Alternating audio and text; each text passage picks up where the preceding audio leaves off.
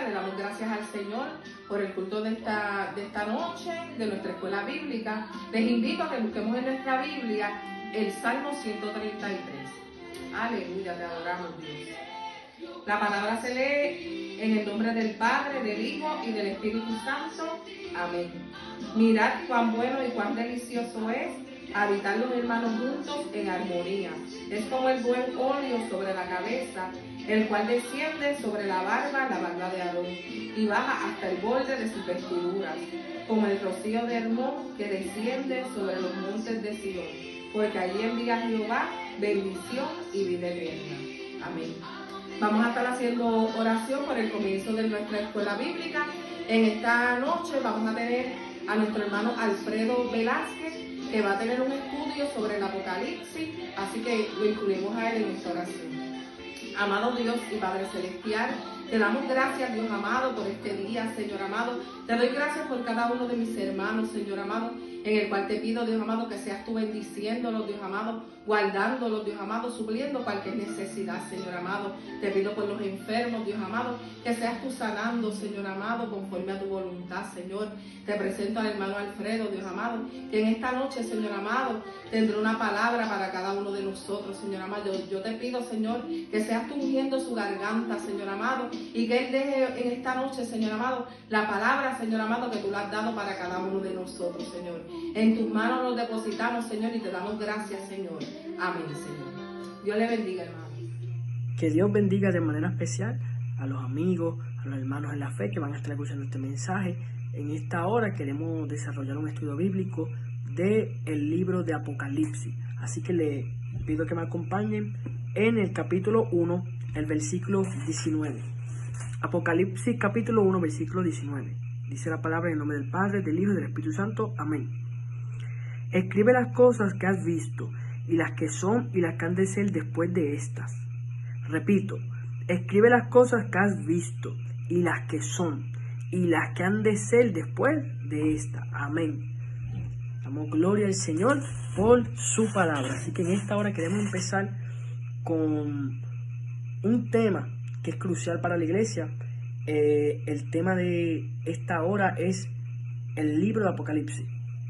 Entendiendo el libro de Apocalipsis, su interpretación. Una de las cosas más importantes para todo cristiano y creyente es que el libro de Apocalipsis es un libro que está a nuestra disposición. Es decir, el gran predicador y maestro Luis M. Ortiz decía, y escribió un libro acerca de eso, que el Apocalipsis es un libro abierto para nosotros. O sea, ese libro, su mensaje profético, está revelado para que todo creyente, es decir, para todo aquel que es hijo de Dios, pueda entenderlo. Por lo tanto, no estamos leyendo un libro que sea imposible de entender, sino un libro que, aunque contiene sus símbolos, sus dificultades, está al alcance de todos para que podamos comprender y abrazar ese mensaje que Apocalipsis tiene, que para nosotros es un mensaje de esperanza. Para todo aquel que está alejado de Dios, quizá el Apocalipsis representa un mensaje de juicio, de terror, pero para la iglesia verdadera representa un mensaje de esperanza. Queremos empezar diciendo que Apocalipsis significa revelación o quitar el velo. Cuando hablamos de Apocalipsis, la palabra griega, apocalipsis o apocalipsis, ya que Apocalipsis es una palabra griega, implica quitar el velo o revelación, destapar el velo. Eso significa la palabra Apocalipsis. Este libro fue escrito aproximadamente en el año 95 o 96 por el apóstol Juan, el último apóstol en morir. El apóstol Juan posiblemente murió de vejez, a diferencia de los demás apóstoles que murieron a causa de persecución, sacrificados, etc. El apóstol Juan escribe este libro en la isla de Patmos. Fue una revelación que él tuvo. La clave de este libro son cosas futuras. El Apocalipsis mayormente contiene un 95% de profecía. Importante. En el Antiguo Testamento podríamos decir que uno de los libros más proféticos es el libro de Daniel. Tiene mucho simbolismo, tiene profecías que son paralelas a Apocalipsis. Sin embargo, el libro más profético de la Biblia, el más profecía que contiene, podemos decir con certeza que es Apocalipsis. Así que todo aquel que es amante de las profecías encontrará una amplitud grande en cuanto a profecías bíblicas. El libro de Apocalipsis, el versículo clave que utilizamos, Apocalipsis 1:19, es básicamente uno de los versos principales para poder entender este libro. El apóstol Juan, cuando habla, hace una referencia, habla de las cosas pasadas, las presentes y las venideras. El apóstol Juan tuvo su revelación, una revelación real en el capítulo 1, y el capítulo 2 y 3 eran iglesias verdaderas que él estaba hablando. Cristo le hablaba a esas iglesias, había unos ángeles que iban a recibir el mensaje, eran iglesias verdaderas, capítulos 2 y 3. Estamos hablando de 7 iglesias verdaderas. No obstante, esas iglesias de Apocalipsis representan el periodo de la iglesia a través de los tiempos, o ha representado ese avance del cristianismo, de la iglesia a través de los tiempos. Y también podemos ver en las 7 iglesias de Apocalipsis el carácter del creyente. Nosotros podemos identificarnos con la iglesia de Filadelfia. Hay personas que se pueden identificar con la iglesia de Éfeso, han perdido el primer amor. O sea, las 7 iglesias de Apocalipsis han representado el avance de la iglesia a través de los tiempos, y también representa el carácter del creyente. O sea, ese capítulo 2 y 3 son capítulos presentes, pero ya desde el capítulo 4 en adelante te señala lo que es concerniente al futuro. Por ende, Apocalipsis capítulos 2 y 3 concierne a nosotros. El 4 en adelante comenzará a tener cumplimiento luego de que la iglesia sea arrebatada. Y esto es importante, ya que en el capítulo 2 y 3 el énfasis es en la iglesia. En el capítulo 4 en adelante ya el énfasis va a ser Israel y las naciones. Habrán personajes clave como los 2 testigos, el dragón, la mujer en Apocalipsis 12, que es Israel, la bestia, que es el anticristo y su gobierno, el falso profeta. Hay muchos personajes clave que se van desarrollando en el libro de Apocalipsis, pero la iglesia de Jesucristo, nosotros los creyentes, estamos centrados en el capítulo 2 y 3. Luego del 4 en adelante ya la iglesia comienza a tener su parte en lo que es las bodas del Cordero. Y previo a las bodas, el tribunal de Cristo, el cual se encuentra en 2 Corintios 5:10, Romanos capítulo 14, verso 10, luego de que la iglesia pasa al tribunal de Cristo, pasará a las bodas. Y una boda judía duraba aproximadamente una semana. Eso duraba aproximadamente lo que eran las bodas judías. Y en la tierra habrán 7 años de juicio, 7 años de tribulación o de gran tribulación. Y esos 7 años que estarán manifestándose como años de ira o años de juicio, esos 7 años abarca lo que es la última semana de la profecía que habló Daniel en el capítulo 9, verso 27. O sea, hay una semana que Daniel habla, que es la última semana de las 70, que es una semana de juicio, y mientras en la tierra se experimenta una semana de tribulación, la iglesia experimenta una semana profética de 7 años de boda del Cordero. Así que hay que entender que el Apocalipsis es una distinción entre la iglesia e Israel, algo muy importante. Por eso nosotros que creemos que Cristo puede arrebatarnos en cualquier momento, entendemos que nosotros nos estaremos ubicados en el panorama apocalíptico, ese panorama del anticristo, del dragón, del falso profeta, ese panorama donde Apocalipsis 16 te habla de una guerra en el Armagedón. La iglesia no está en ese panorama, ya que se encuentra de boda. 7 años de juicio, una semana de tribulación aquí en la tierra, hablando en términos proféticos, y la iglesia estará 7 años de boda con el Cordero, los santos, los redimidos, los que han resucitado con Él, los que han sido transformados. ¿Qué compone la iglesia de Cristo? Los muertos en el Señor, los que pertenecen al Señor, los que tienen la arra del Espíritu Santo, los que han sido comprados con la sangre del Cordero. Eso experimentarán el levantamiento. ¿A dónde? A la morada que el Padre tiene preparado para nosotros. Así que entendemos que el Apocalipsis es un libro técnicamente cronológico. Hay en ciertos capítulos, ahí podemos ver énfasis, paréntesis, pero es un capítulo es un libro que va trazando una historia. Apocalipsis nos ilustra cómo Cristo, al final de lo que nosotros conocemos como la Biblia, de este librito hermoso, de este libro que es el libro que nos guía al camino eterno, cómo al final Cristo vence y establece lo que Él quiso con el hombre desde el principio, una relación eterna. en la Nueva Jerusalén. El Apocalipsis es un libro extraordinario. Todo aquel que lo lee experimentará esperanza. Por eso en esta hora queremos desarrollar algunos puntos para que podamos confiar más en este libro. En un periodo como el que nos encontramos, es menester que podamos estudiar lo que concierne a nosotros como iglesia, a lo que concierne a lo venidero, porque una iglesia que permanece en Cristo es una iglesia entendida en los tiempos, es una iglesia que busca esa revelación, que está en la palabra, que es la revelación más segura. Queremos entrar en algunos puntos. Número 1, la verdad principal en el libro de Apocalipsis se puede ver como la segunda venida visible de Cristo. En Apocalipsis 1 te habla de esa segunda venida. ¿Por qué la segunda venida es tan importante? Escuchen bien esto. Cuando hablamos del rapto, el arrebatamiento, entendemos que esa promesa es concerniente a nosotros. En Romanos capítulo 13, verso 11 en adelante, te habla que nuestra salvación está más cerca que cuando lo creímos. La salvación que nosotros hemos recibido a través del sacrificio de Cristo llegará un día que será consumada. ¿Por qué? Somos salvos, pero esperamos ser salvos. Esperamos una glorificación, un cuerpo nuevo. Y la iglesia, para recibir esa promesa, necesita ser levantado en el arrebatamiento. Nosotros como iglesia esperamos ese arrebatamiento, ese rapto. Pero el mundo estará atento a una segunda venida. Porque aquellos que lamentablemente perezcan, su única esperanza será ver a Cristo de manera visible, ya no el rapto, porque obviamente si la iglesia fue raptada, fue sacada de la tierra, pues el mundo tendrá que esperar lo que es la segunda venida visible. Pero en esa segunda venida ya Cristo no vendrá como un cordero, vendrá como un león. Por eso es mejor buscar a Dios o a Jehová, como dice la palabra, mientras pueda ser hallado. Isaías 55:6.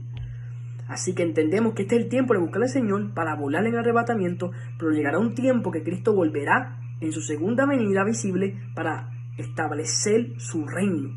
Pero antes de establecer su reino, hará juicio a las naciones. Eso lo podemos ver en Apocalipsis 19. Así que el mensaje de Apocalipsis se centra más en lo que es la segunda venida visible. Por eso usted va a ver del capítulo 1, versículo 7, verso donde te habla que todo ojo le verá. Versículos que aluden explícitamente a la segunda venida. El mensaje de Apocalipsis se centra en la segunda venida, muy importante. Sin embargo, habla del arrebatamiento. El capítulo 2 y 3 nos habla de que Él viene pronto, que tenemos que retener lo que tenemos, esa corona. Así que en esta hora quisiera hablar de algunas de las escuelas, este es el segundo punto, de interpretación que se han dado para entender el Apocalipsis. Hay que verla, comprenderla, pero hay que entender que estas escuelas no son correctas, simplemente son métodos que se han ofrecido para entender el Apocalipsis. Pero podemos decir que de esas 5 que voy a presentar, una es correcta.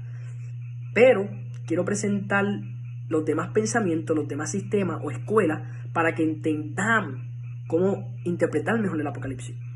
La primera escuela que queremos mencionar es la escuela preterista. Escuela preterista. Y ese término preterista habla de pasado.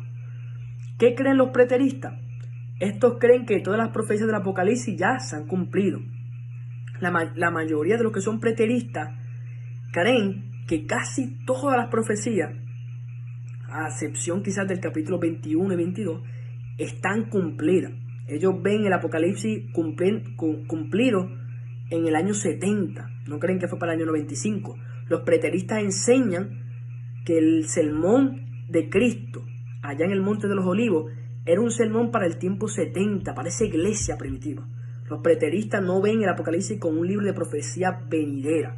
Esta interpretación no suele ser muy común en nuestro ámbito pentecostal, pero muy común dentro del ámbito académico. Aquella gente que estudian, que tienen títulos, muchas veces se adhieren a esa postura preterista, que ve el Apocalipsis como un libro pasado. Esto es un problema, ¿por qué? Porque la esperanza puede verse afectada. Podemos menguar en esperanza, porque si creemos que todo fue pasado, pues entonces quizás estemos simplemente esperando lo que es la muerte física. Pero todo aquel que sabe que Cristo viene está en una expectativa de una resurrección mejor dicho, una transformación momentánea, porque aquel que murió en Cristo está seguro, resucitará en el día de su venida. Pero aquel que está vivo, como decía el apóstol Pablo, espera ser levantado, transformado. Pablo tiene esa certeza. Él se incluía dentro de la generación del rapto. Podemos ver el ejemplo cuando él dice, luego nosotros, los que estemos vivos. O sea, Pablo estaba esperando el arrebatamiento en sus tiempos. Por eso es bueno que podamos nosotros afirmar que somos esa generación que verá a Jesucristo.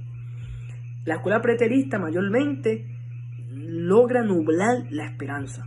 Se enfoca, por así decirlo, en el pasado. Profecías que ya fueron cumplidas. Esta escuela no es correcta. La segunda escuela es la escuela histórica. Se conoce también como el método historicista.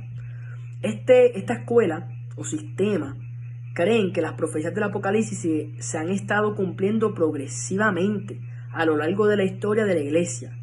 Esta es parecida a la preterista. Este método histórico o historicista cree que el Apocalipsis se ha ido cumpliendo a lo largo de la historia. Y ahorita hicimos énfasis que el capítulo 2 y 3 se ha ido cumpliendo, solamente el 2 y el 3, pero los sellos, los jinetes, las copas de ira no han sido desatadas. Hay personas actualmente que están entendiendo el Apocalipsis como un libro histórico en ese aspecto, o sea, están utilizando el método historicista. Hay personas afirmando que se soltó el jinete amarillo, el jinete rojo, que se soltó, que escucharon las trompetas de Apocalipsis. Y yo creo que hay señales en los cielos. Es posible que hayan personas que hayan escuchado trompetas porque hay señales que Dios está dando. Pero estas profecías, específicamente lo que son los juicios, están reservadas para un tiempo señalado. Y la escuela histórica tiende a ver el Apocalipsis cumpliéndose. Y le daré un ejemplo. Según la escuela histórica, cuando hablamos de la Primera o Segunda Guerra Mundial, en este sistema ellos vieron a Hitler como la bestia de Apocalipsis 13.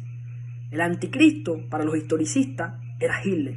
Y yendo un poco más atrás, para el tiempo de la Reforma, siglo XVI, Martín Lutero, ellos veían al papado, al Papa, a Roma, como el anticristo de Apocalipsis, como la bestia de Apocalipsis 13.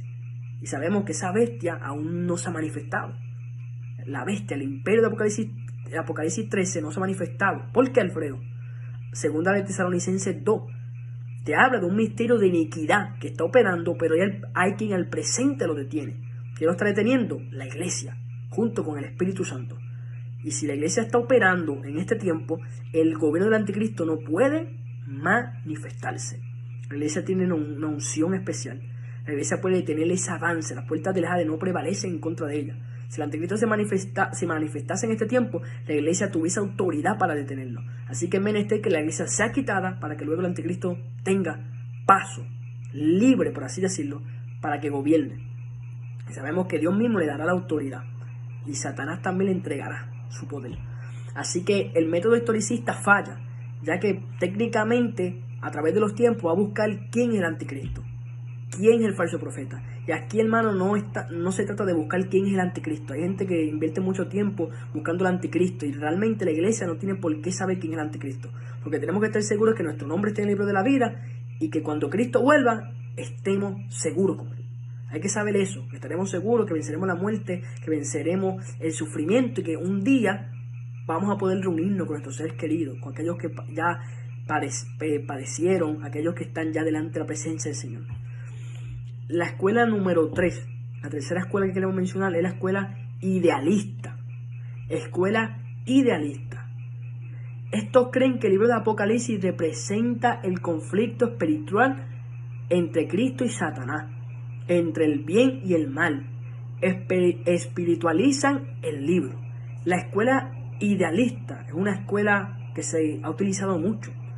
Simplemente ve el Apocalipsis como un libro del bien y el mal, como un libro que representa la lucha entre Cristo y Satanás. Un libro que técnicamente todo es espiritual, todo es alegórico. Espiritualizan el libro y lo ven como un libro meramente de símbolos que representan victoria sobre el mal. Pero sabemos que Apocalipsis, aunque tiene símbolos, tiene cumplimiento literal. Porque la Biblia te habla de 1000 años, Apocalipsis 20, de un reino de 1000 años. La iglesia estará en el reino. Ese reino será luego de la segunda venida. Ese reino literal. Satanás será atado literalmente por 1000 años. Pero los idealistas tienden a ver esto como algo simbólico. Satanás actualmente, para ellos, para un idealista, Satanás está atado. Satanás fue vencido. Eso es lo que representa Apocalipsis 20 para el idealista. Pero para nosotros sabemos que 1 de Pedro 5:8 nos dice que seamos sobrios y que velemos, porque Satanás está como un león rugiente buscando a quien devorar. O sea, el enemigo, el Señor reprende, está suelto pero se nos manda a velar, a ser sobrios y resistir firmes en la fe. Santiago 4:7 nos dice: someteos pues a Dios, resistid al diablo y huirá de vosotros. Pero primero nos habla de sometimiento, y el término griego de sometimiento es un término de seguir instrucciones, aquel que está al frente, al comandante. Así que tenemos que estar sujetos al mandato de Dios para que haya un sometimiento genuino y podamos resistir, porque la realidad es que estamos en una guerra. Quizá usted no sienta el abate espiritual, pero cuando queremos agradar a Dios, se siente la resistencia. Así que la realidad es que hay una guerra porque Satanás está suelto. Y lamentablemente esta escuela de idealistas cree que todo es espiritual, alegoriza todo y no un cumplimiento literal de Apocalipsis. Y este método es muy abrazado o muy creído en estos últimos tiempos. La cuarta escuela o sistema de interpretación es la escuela crítica. La escuela crítica ve al Apocalipsis como un libro histórico o una novela. O sea, ve al libro como un cuentecito. Y sabemos que no es así. No lo ve como relevante o con algún simbolismo espiritual para nuestra vida. Para el que pertenece a esa escuela crítica que no se suele utilizar, simplemente ve el Apocalipsis como un libro. Yo diría que quizás la gente que son ateas mayormente, o agnósticos, que no creen en Dios, o algunos teístas o deístas que creen en Dios pero no creen en Cristo como su Salvador, quizás ven Apocalipsis como un libro, como un cuento de hadas. Pero sabemos que este libro contiene vida. La Biblia se nos insta en Apocalipsis 1:3 a leer, a oír ese mensaje, a guardarlo. Y cuando habla de guardarla, se refiere a ponerlo en práctica. Porque este mensaje de Apocalipsis contiene una revelación que produce esperanza en nosotros, que produce convicción en nuestra fe. Así que la escuela crítica ve al Apocalipsis como simplemente una novela, un cuento más. Pero entendemos que el Apocalipsis es la revelación de Jesucristo. El Apocalipsis es la revelación de Jesucristo. Trata de Cristo, es el personaje principal. Apocalipsis en Cristo no es Apocalipsis, es la revelación de Cristo. Juan simplemente escribe lo que se le fue mostrado de Cristo, esa revelación máxima. Jesús es el espíritu de la profecía. Número 5, y esta escuela es la que nosotros nos apegamos, la escuela futurista. La escuela futurista cree generalmente en mantener el significado literal de las palabras empleadas en el libro de Apocalipsis, a menos que exista una prueba evidente de su uso figurativo o simbólico. O sea, cuando creemos en un método futurista, no estamos obviando los símbolos, pero creemos que esos símbolos tienen un significado literal. O sea, que si se hablan de 144.000 sellados, pues son, y dice la palabra que son específicamente en Apocalipsis 7, dice que son de cada tribu. 144.000, 12.000 de cada tribu. Creemos que son literalmente 12.000 de cada tribu de Israel. O sea, no lo vemos como un número simbólico, pero sí sabemos que hay un simbolismo en los personajes como la gran ramera, la bestia. Ahí entendemos que hay simbología, ya que señalan a naciones o a gobiernos. Sin embargo, continúo acerca de la escuela futurista. Esta escuela afirma que en su mayor parte el libro está por cumplirse y que la porción de los capítulos del 1 al 3 es todo lo que se ha cumplido. Nosotros estamos dentro de esta escuela de interpretación del libro de Apocalipsis. Esto es, creemos que el libro de Apocalipsis en gran parte de su contenido aún está por cumplirse. Nosotros pertenecemos a este grupo. ¿Por qué? Porque creemos que el capítulo 1 fue pasado. Juan escribió para la iglesia. Juan experimentó el Apocalipsis. El 2 y el 3 lo estamos viviendo, pero ya el 4 en adelante entendemos que ocurrirá luego del arrebatamiento de la iglesia. Y esta escuela futurista es la que nosotros abrazamos, la que nosotros nos apegamos. ¿Por qué? Porque deja esa sencillez. Y cuando hablo de sencillez me refiero que para entender el Apocalipsis hay que leerlo de manera literal, pero pendiente a los símbolos, buscando lo que es los versos paralelos. El Apocalipsis se puede leer juntamente con Daniel. Usted el Apocalipsis, usted va al libro de Daniel y va a encontrar símbolos similares. Ahora mismo le daré un ejemplo. En Apocalipsis capítulo 10 es un capítulo que es dificultuoso. Apocalipsis 10, porque te habla de un ángel con 7 truenos, que es un misterio. Pero ¿cuál es ese misterio? Si usted lee Daniel, usted se va a dar cuenta de una historia similar. Daniel 12 te habla de un ángel que tenía un libro que se le fue sellado a Daniel, pero que a Juan en el capítulo 10 se le ha revelado. Ese libro ya no estaba sellado, él lo podía abrir. El misterio estaba ya descubierto.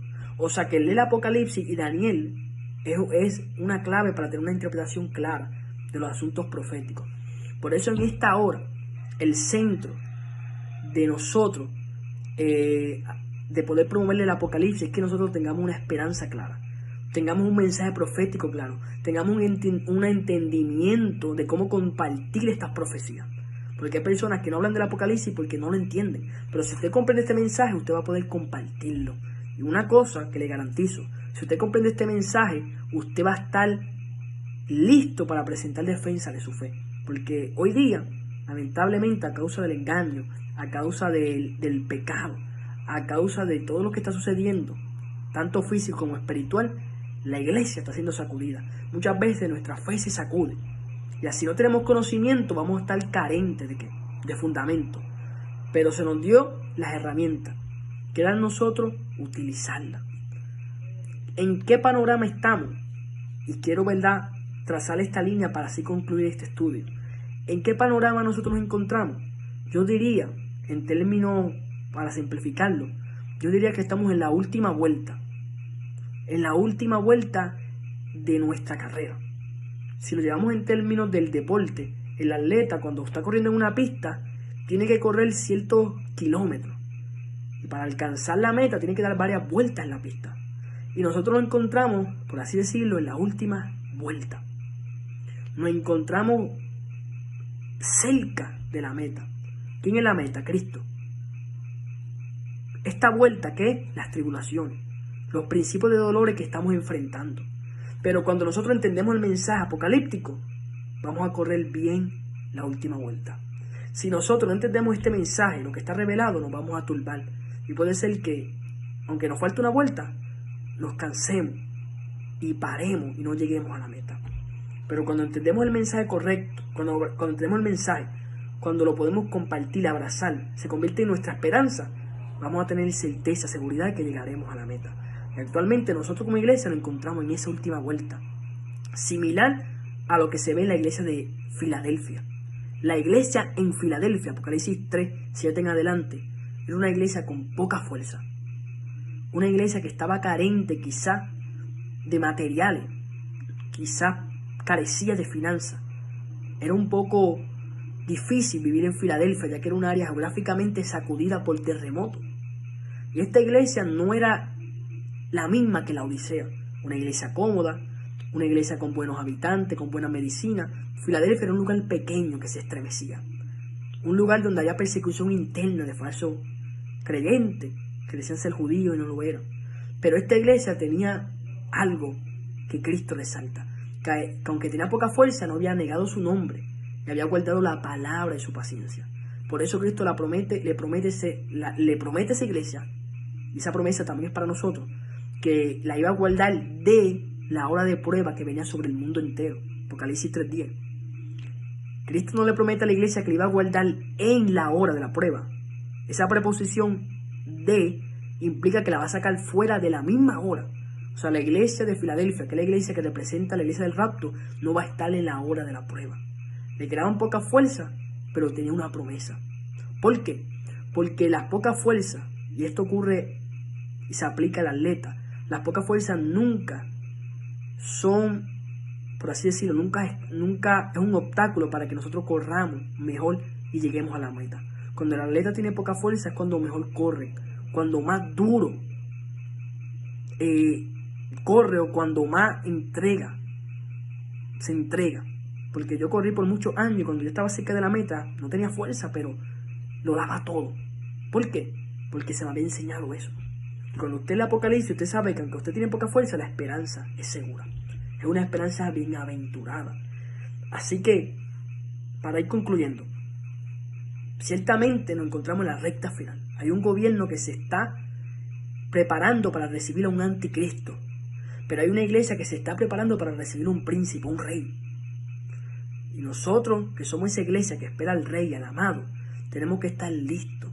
¿Listos con qué? Primeramente, con aceite. Mateo 25, esa parábola de las 10 vírgenes.